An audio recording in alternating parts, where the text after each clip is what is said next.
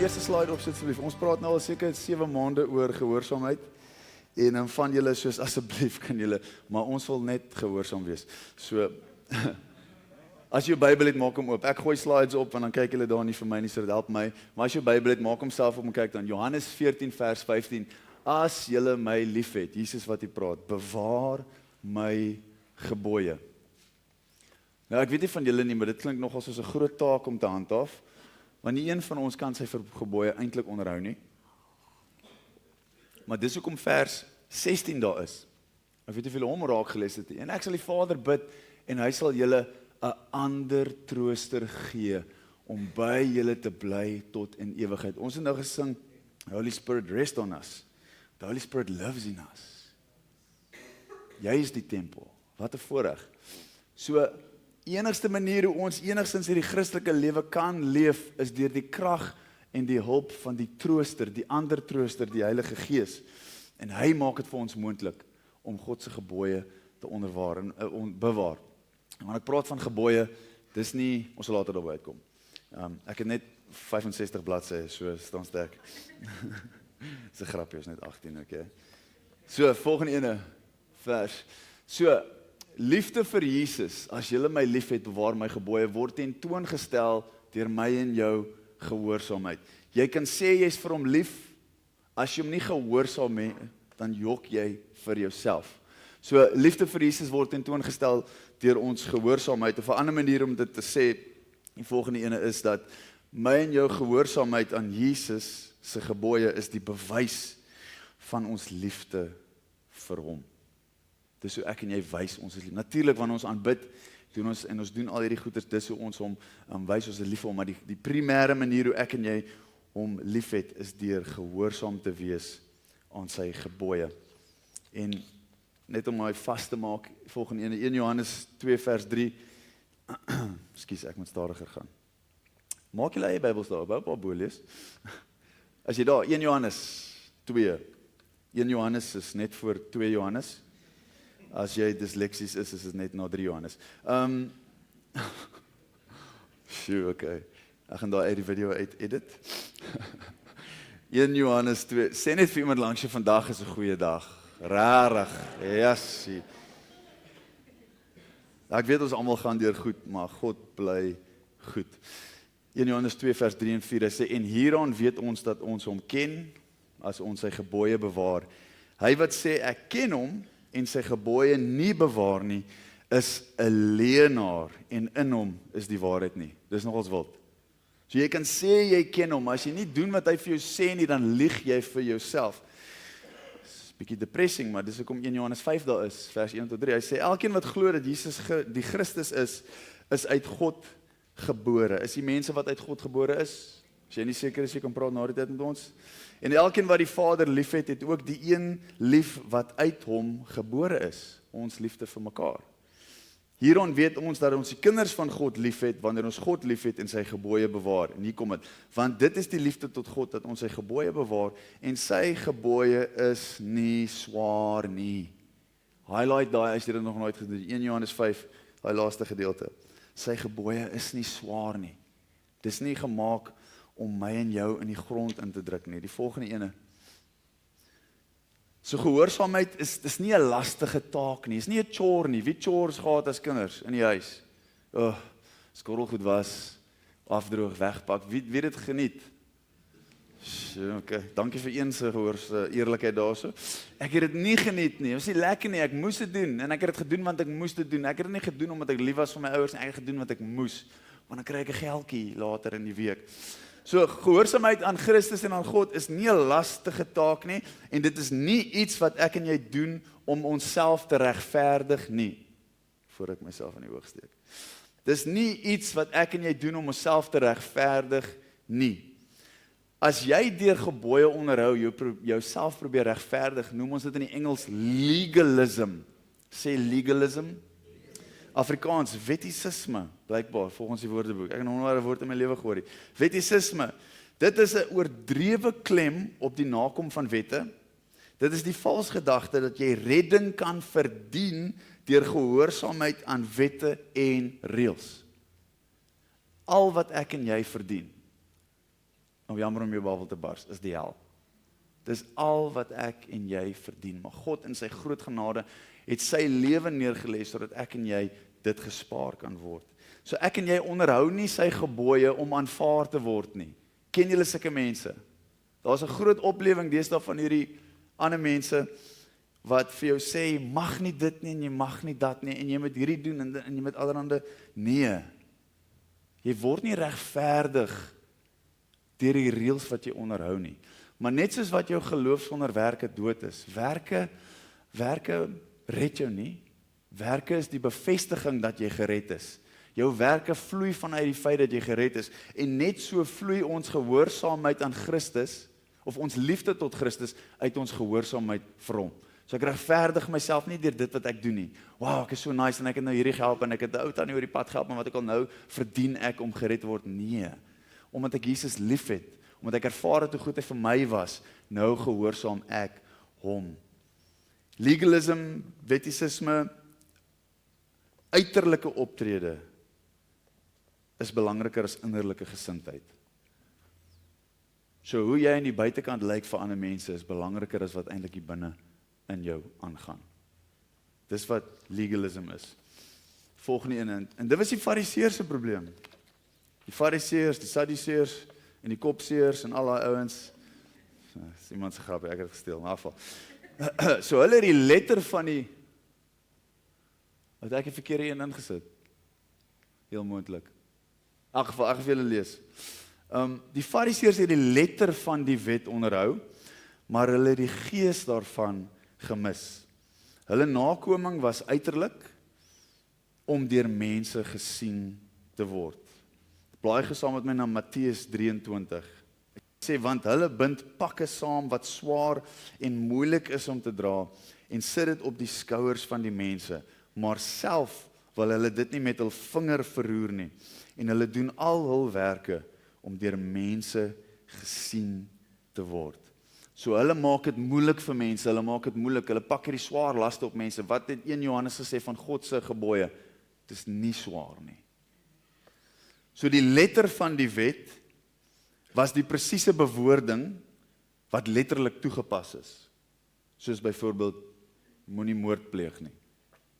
Wat 'n goeie idee is.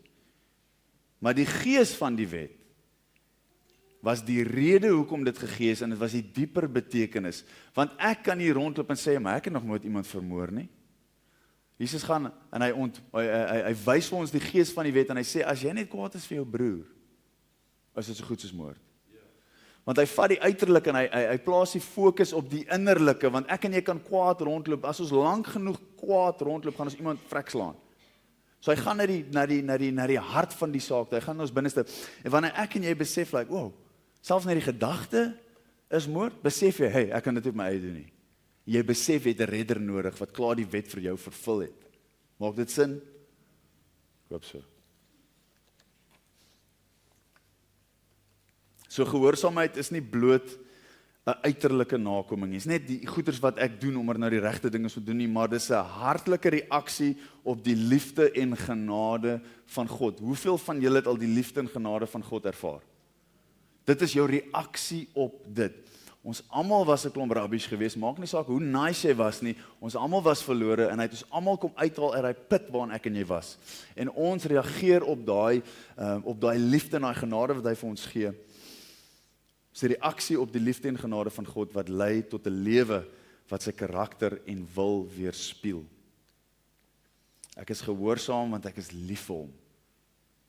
Hoekom? Omdat hy my eerste lief gehad het.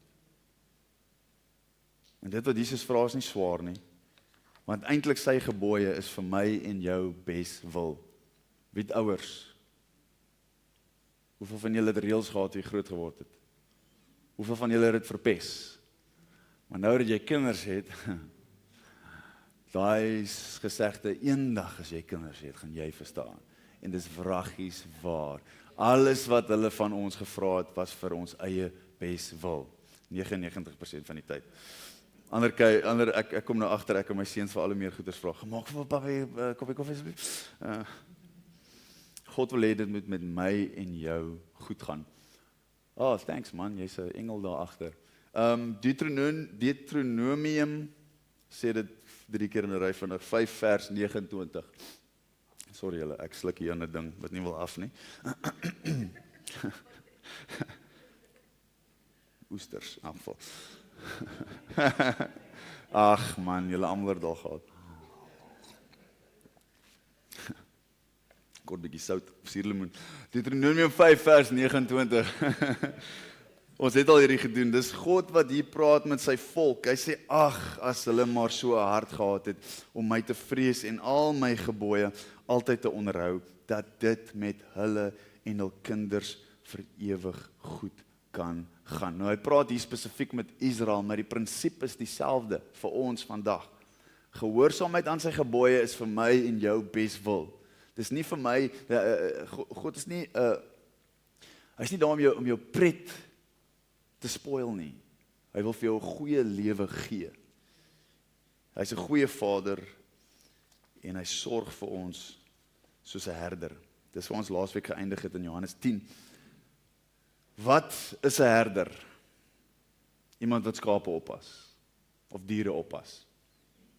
Dit is ook verwysend na geestelike leiers wat ook skape oppas.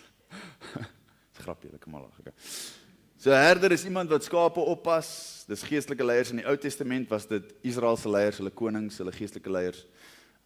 In die Nuwe Testament is dit kerkleiers, ouens wat oor die gemeente aangestel is om vir hulle te versorg, te voorsien, te beskerm en te lei. Want dis wat 'n herder doen. As jy net dink aan wat 'n herder doen, hy versorg, hy voorsien, hy beskerm en hy lei sy kudde. Hy lei sy skapies. Hy sorg vir hulle. Wat is die bekendste skrif in die Bybel oor 'n herder? Hy was klaar daarop. Okay, afval, ekskuus. Psalm 23, Dawid sê, hy sê hierdie amazing ding, hy sê die Here is my herder. The Lord is my shepherd. Wat 'n Lord?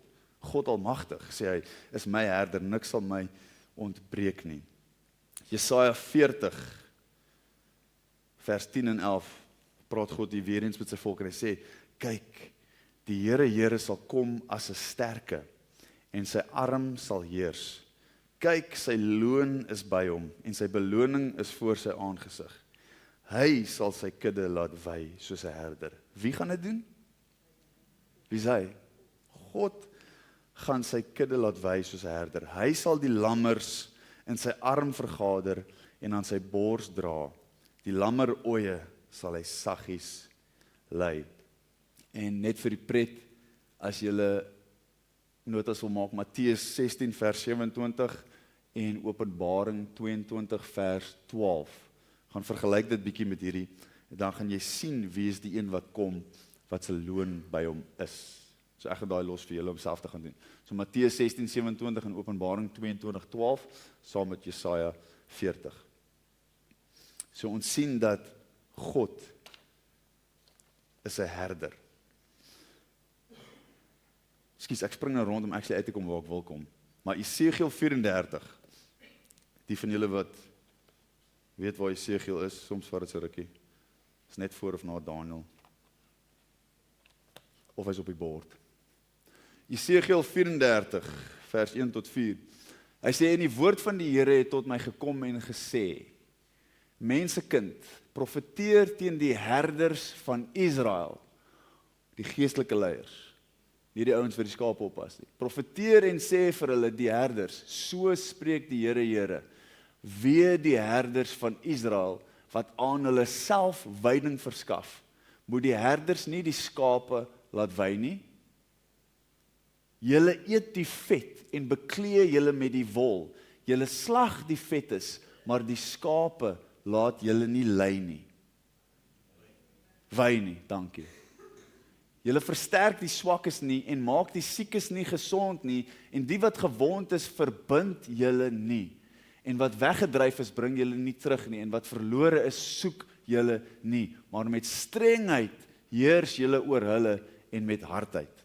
So God raas met die herders van Israel in Esegiel se tyd, maar ek is seker as jy daai lees kan jy sien, dis vandag nog op toepassing. Nie op Israel se herders nie, maar van ons herders. Kyk 'n bietjie deur die wêreld, herders wat hulle kudde mislei met vals lering, wat hulle melk vir elke laaste sent wat hulle het. Hierdie word of faith preachers, gee nou jou geldjie en alles gaan oukei uitwerk. Mense is al dood so. Mense is al dood so. En ek is seker julle kan sien dat, wanneer ek daai lees, maak die siekes nie gesond nie, en die wat gewond is, verbind julle nie. Dit laat my dink aan iets wat Jesus van homself gesê het. Wat verlore is, soek julle nie. Daai was nog steeds in 'n mate waar in Jesus se tyd van die ouens wat oor die volk moes heers. So, ons het die slegte herders, die volgende skyfie as dit daar is. Ons het die slegte herders van Israel in Jesegiel 34 en ons het God as herder in Jesaja 40.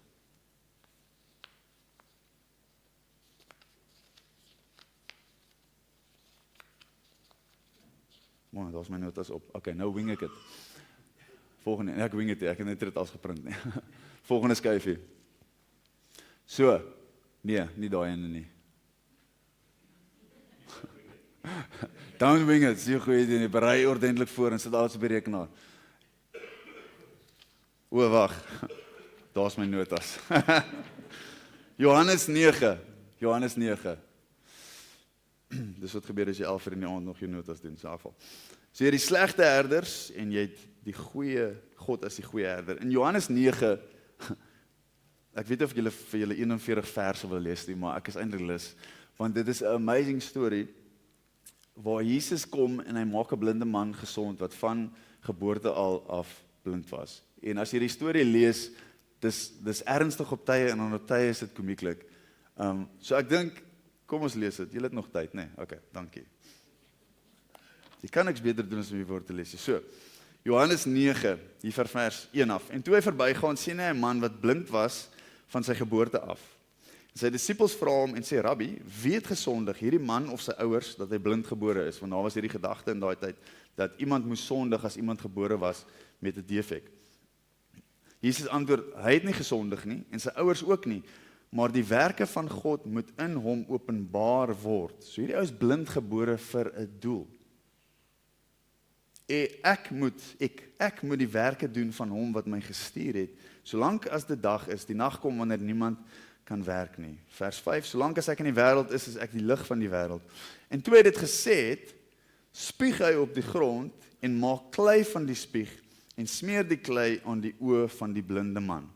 So Jesus spoeg in die grond, en ek is soos, okay, en ek besef dat ons is uit stof gemaak, so hy het maar net sy materiaal van keuse gebruik om die ou se gesond gemaak, so hy spoeg in die stof, hy maak klei, smeer dit aan die oë van die blinde man, vers 7, en sê vir hom, gaan, was jou in die badwater Siloam, wat vertaal word uitgestuur, en hy het gegaan en hom gewas, en hy het siende teruggekom. Hier raak het nou so 'n bietjie komieklik vir my, ek weet nie, die bure dan, en die wat hom vroeër gesien het, dat hy blind was, sê toe, is hy nie die een wat gesit en bedel het nie? Ander sê, dit is hy. Ander weer, hy lyk na hom. Dis iemand wat soos hy lyk, dit kan nie hy wees nie. Hy antwoord, dis ek, ouens, dis ek. Hulle sê vir hom, hoe is jou oë geopen? Hy antwoord, hoe is jou oë geopen? Hoe moet ek weet? Ek's blind, ek kon nie gesien het nie, wel in geval. Hulle sê vir hom, hoe is jou oë geopen? Ek dink, ouens, hoe moet ek Hy antwoord en sê, die man wat Jesus genoem word, het klei gemaak en op my oë gesmeer, en vir my gesê, gaan na die badwater Siloam, en was jou, en ek het gegaan en my gewas, en ek sien. So daar is die eerste keer wat hy verduidelik aan mense wat met hom gebeur het. Vers 12, en hulle sê vir hom, waar is hy? Hy antwoord, ek weet nie. Ouens, ek was blind, hoe moet ek weet waar hy is? Afval. Small things. Afval. Hulle bring hom na die Fariseërs, die man wat vroeër blind was. En dit was Sabbat, toe Jesus die klei gemaak en sy oë geopen het. Jy mag nie sulke goed op die Sabbat gedoen het nie. Kan julle hoor hoe opgemes was die wet van daai tyd, dat hulle mense ingedoen het, net omdat hulle die gees van die wet heeltemal gemis. En hulle sê vir hom, hulle klei gemaak die Fariseërs. Okay, vers 15. Die Fariseërs vra hom toe weer, hoe hy siende geword het. En hy antwoord hulle, hy het klei op my oë gesit en ek het my gewas en ek sien. Tweede keer wat hy moes verduidelik. Vers 16, en sommige van die fariseërs sê, hierdie man kom nie van God nie, omdat hy die Sabbat nie hou nie. Ander sê, hoe kan 'n sondige mens sulke tekens doen? Praat nou van Jesus. En daar was verdeeldheid onder hulle. Vers 17, weer sê hulle vir die blinde man, jy, wat sê jy van hom? Aangesien hy jou oë geopen het. En hy antwoord, hy's 'n profeet. En die Jode het dit nie van hom geglo dat hy blind was en siende geword het nie. Okay. So hulle sê, nee, jy was nooit blind nie, jy sien nie, nee, dis alles net 'n klug.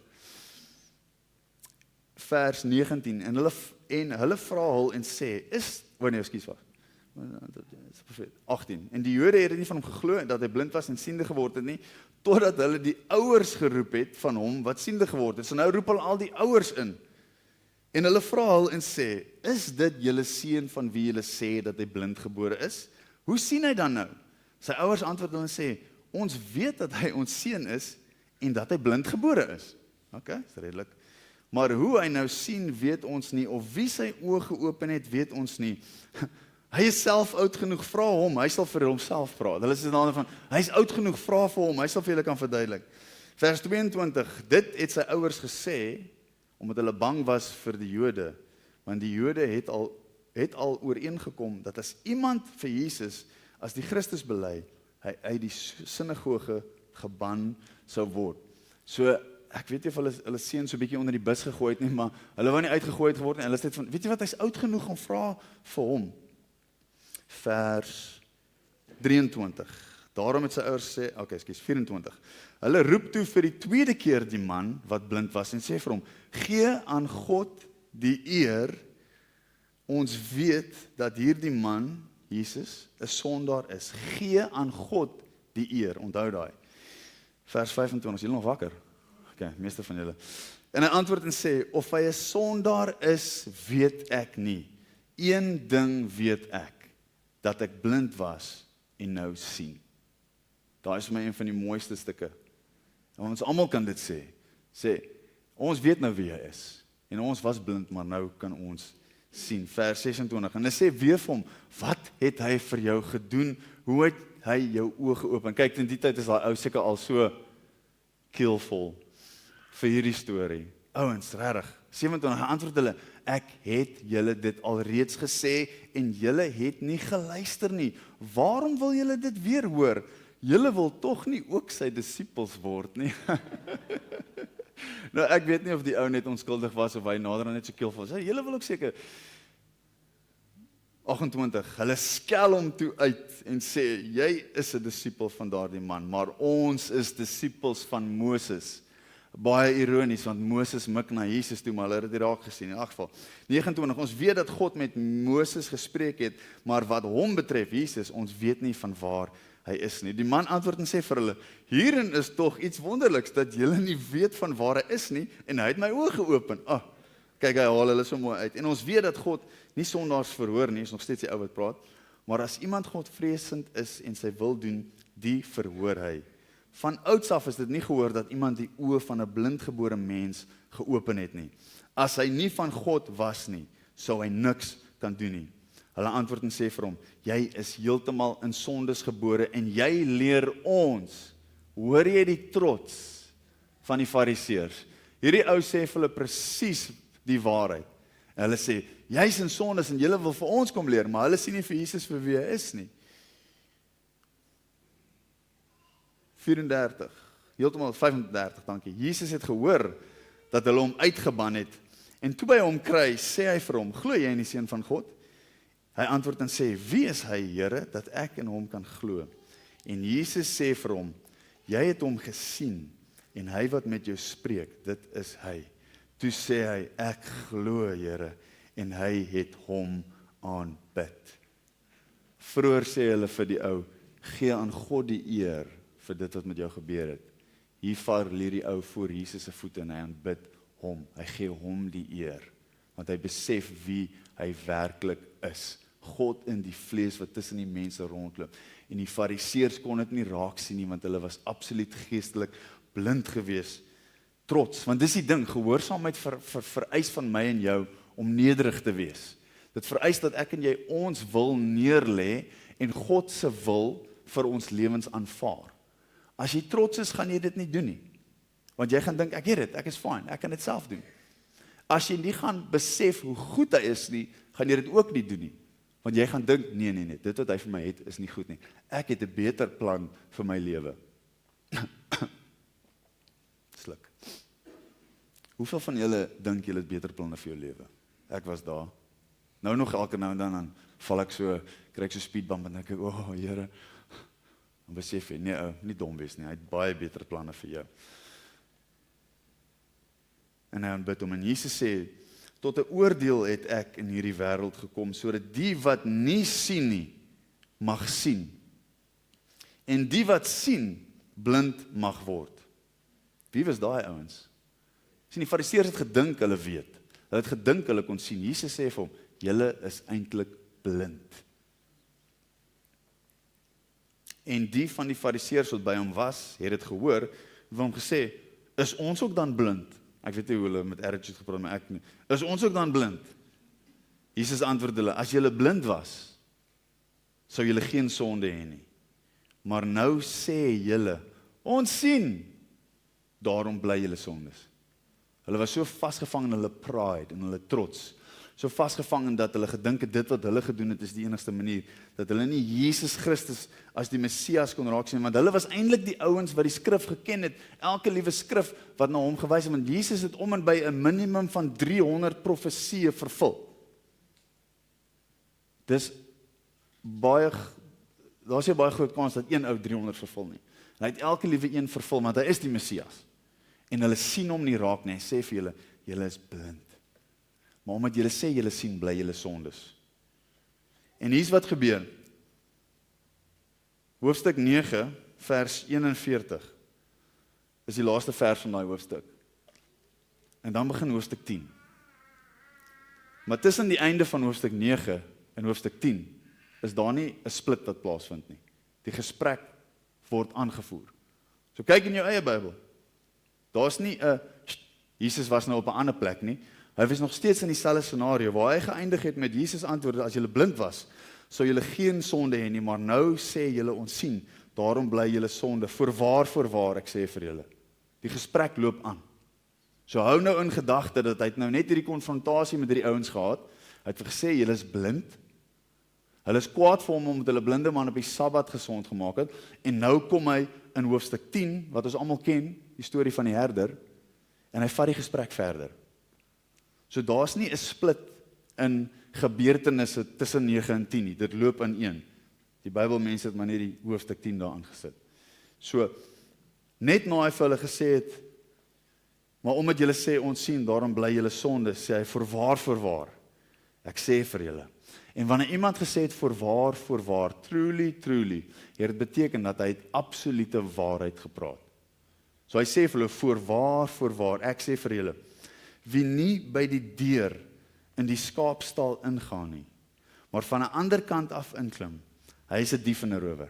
So hy vertel hier net vir hulle 'n storie wat hulle moet verstaan. Hy vertel van herderskap wat hulle moet verstaan. Hy wys nog nie wie's wie in hierdie storie nie. Hy sê net 'n dief kom van die kante af. Maar hy wat by die deur ingaan, is 'n herder van die skape. Hoekom spring die dief oor die muur? Want as hy by die deur gaan probeer inkom, gaan hy nie toegang kry nie, want hy is nie die werklike herder nie. Maar hy wat by die deur ingaan, is 'n herder van die skape. Vir hom maak die deurwagter oop, en die skape luister na sy stem, en hy roep sy eie skape by hulle naam, en lei hulle uit. In daai tyd was daar gemeenskaplike, ek het 'n prentjie van 'n skaapstal daar gesit, maar waar hy is, weet geen mens nie. In daai tyd het hulle gemeenskaplike skaapstalle gehad. Dit was net 'n muur met een ingang. En verskillende herders, veral in die groter areas by die stede, het gemengde kuddes daar ingesit. So 3 herders het byvoorbeeld hulle skape daar laat bly vir die nag. En daar was 'n ouetjie wat daar gebly het, hy was die deurwagter. Hy het deur die nag nou die skape veilig gehou. En Jesus vertel, hy sê, julle behoort hierdie te ken. Hy sê, wanneer die herder in die oggend kom, dan sien die deurwagter, okay, jy is die herder, en die herder roep sy skape. Hy fluit, of hy roep, of hy het 'n naampie, Spookie, Choppy. As ek enige skaap het, gaan ek hom Choppy noem. En die skape hoor die spesifieke herder se stem en net daai skape kom uit. So as daar 30 skape daar binne was, 10, 10, 10, dan net die 10 uitgekom van daai herder, want hulle het sy stem geken. Dis hoe baie naby hulle aan hom geleef het. So Jesus vertel hierdie storie, hy sê net 'n ware herder kom van voor af. Die ander ouens spring oor die muur, hulle probeer 'n ander manier kry. Vers 4, en wanneer hy sy eie skape uitgebring het, loop hy voor hulle uit, en die skape volg hom, omdat hulle sy stem ken. Hulle sal 'n vreemde nooit volg nie, maar van hom wegvlug, omdat hulle die stem van die vreemdes nie ken nie.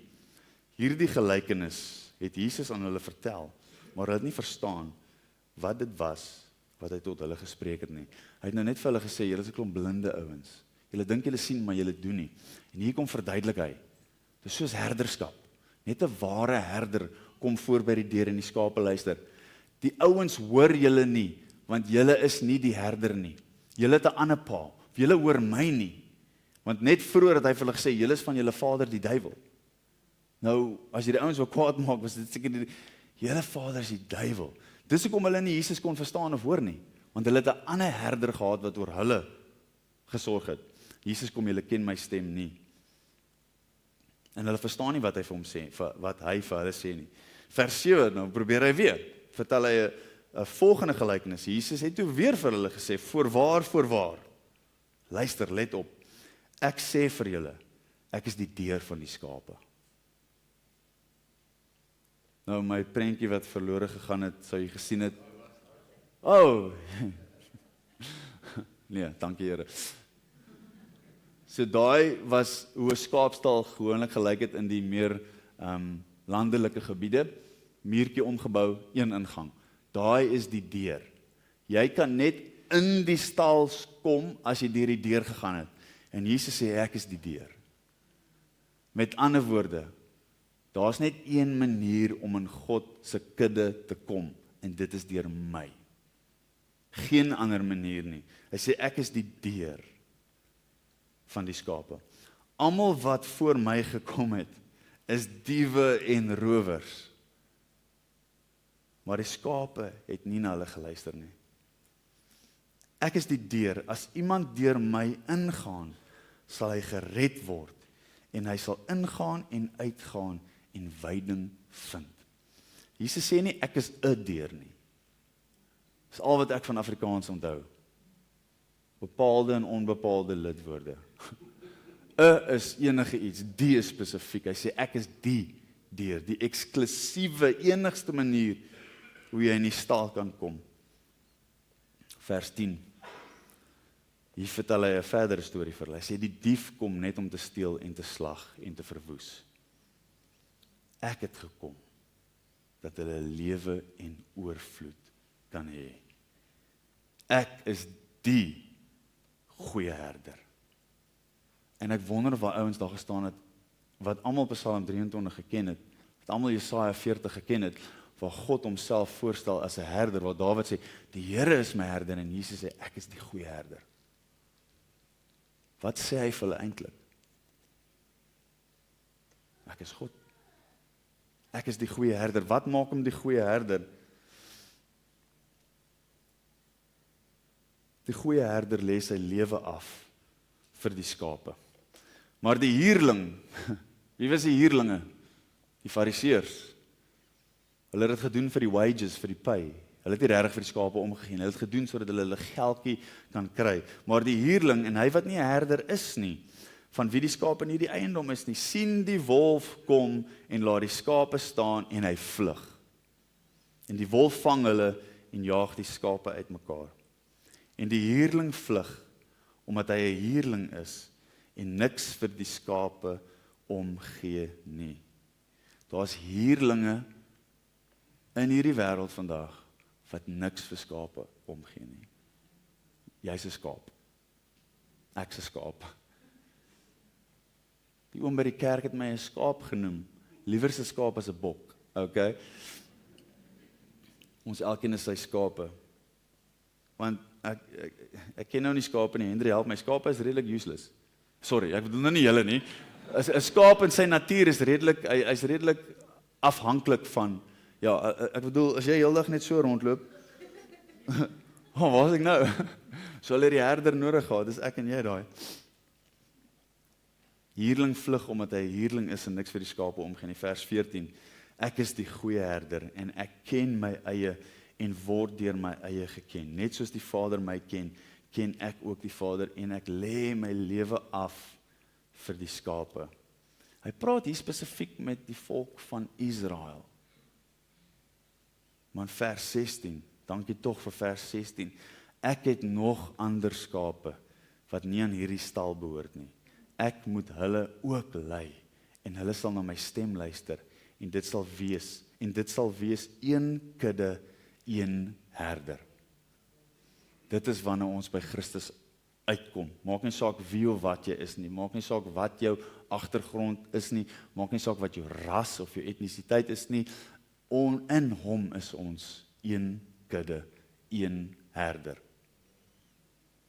So, almal wat gesê het, swart mense gaan nie hemel toe nie, surprise, hoor, hulle doen, want hulle word net soveel gered soos ek en jy, want hulle is ook mense geskaap in sy beeld, so klim van jou high horse af, asseblief. Môre sien ons weer. So and so left. What's up, left, that's fine.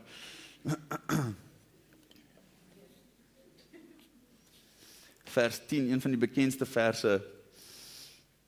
Ek het gekom dat hulle lewe en oorvloed kan hê.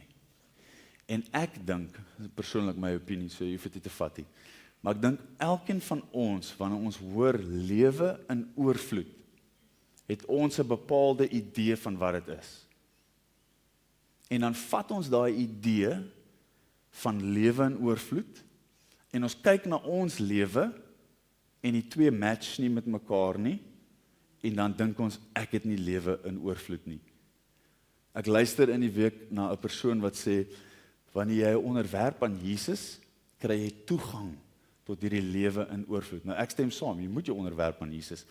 Jy kry dan toegang tot oorvloedige rykdom en oorvloedige gesondheid. En ek is soos, nee, volg die logika. Met ander woorde, ons broers en susters in China en India, wat nie 'n sent het nie, het dan die lewe in oorvloed nie. As dit jou standaard is. Ons broers en susters waar ook al in die wêreld wat siek is, het dan die lewe in oorvloed nie. Jy sien, ons ding is, wanneer ons hoor lewe in oorvloed, die eerste ding wat ons dink oorvloed is, my bankbalans gaan way beter lyk. Hy het nie gekom om jou bankbalans te kom verander nie. Het gekom om jou hart te verander. So vat dit of los dit, jy hoef nie met my saam te stem nie. Is te veel ouens wat sê lewe in oorvloed beteken rykdom. As jou eerste instink is oorvloed beteken materieel, dan mis jy die punt. Ja, hy voorsien, ja, hy sorg, ja, hy seën. Hy doen, hy's 'n goeie vader. Maar ek gaan nie altyd hê wat ek wil hê nie, want dit wat ek soms wil hê is nie goed vir my nie. Hy weet, lewe in oorvloed, daar was een ding wat ek net nou gesien het. Dis meer as materieel. Dis geestelike oorvloed. Hallo, dis jou redding, verlossing van sonde en die loon van sonde. Hallo, ek en jy is vry van die doodstraf wat oor ons koppe gehang het. Dis die ewige lewe. Gaan lees Johannes 17 vers 3. Ek en jy het nou al ewige lewe, in 'n mate. Nog nie in sy volheid nie, dit kom eendag. Ek en jy het nou al ewige lewe. Dis vrede, dis versoening, dis verhouding met God. Dis vreugde, dis hoop. Dis 'n lewe met 'n doel. Hoeveel mense loop rond en hulle voel doelloos? Elkeen van julle het 'n doel. You have purpose. Dis Jesus as ons beloning. Want hy is die lewe. Lewe in oorvloed is Christus in jou lewe, want hy is die lewe. En yes, as hy goed dink, dan sal hy seën soos wat hy goed dink. Maar dis nie primêr materieel nie.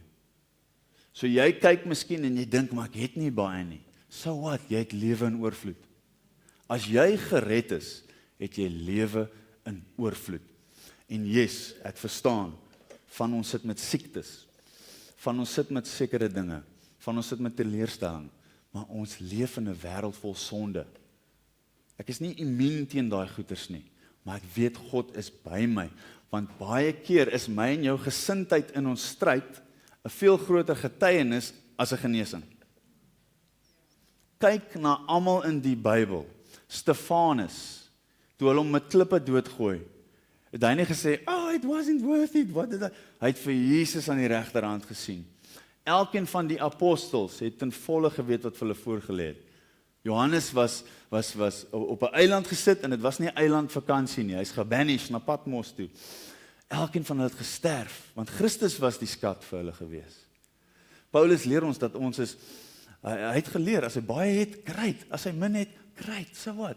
Dis nie die maatstaf vir my oorvloedige lewe nie. So as jou bankbalans suig, jy het nog steeds oorvloedige lewe. En jy het 'n Vader na wie jy kan uitroep en sê, help asseblief. Maar hoop onnodige goeders koop, moet ook nie dom wees nie, okay. So wat is die uiteinde vir ons as God as ons herder? Die volgende, laaste enetjie. 1 Petrus 5 vers 4. Hy sê, en wanneer die groot herder verskyn, sal julle die erekraans van heerlikheid ontvang, wat nooit sal verwelk nie. En ek verstaan, dis moeilik. Ek en jy moet 'n ewigheidsperspektief oor dinge hê. Dis taaf, want die lewe het lekker goeders. Ons niks fout om die goed wat God vir jou gegee het te geniet nie. Maar wanneer dit die primêre doel van jou lewe word, dan moet jy vra, wat gaan aan? Want dis waarvan ons wag. 'n Erekraans van heerlikheid ontvang, wat nooit sal verwelk nie. Julle, elkeen van ons is besig om te verwelk.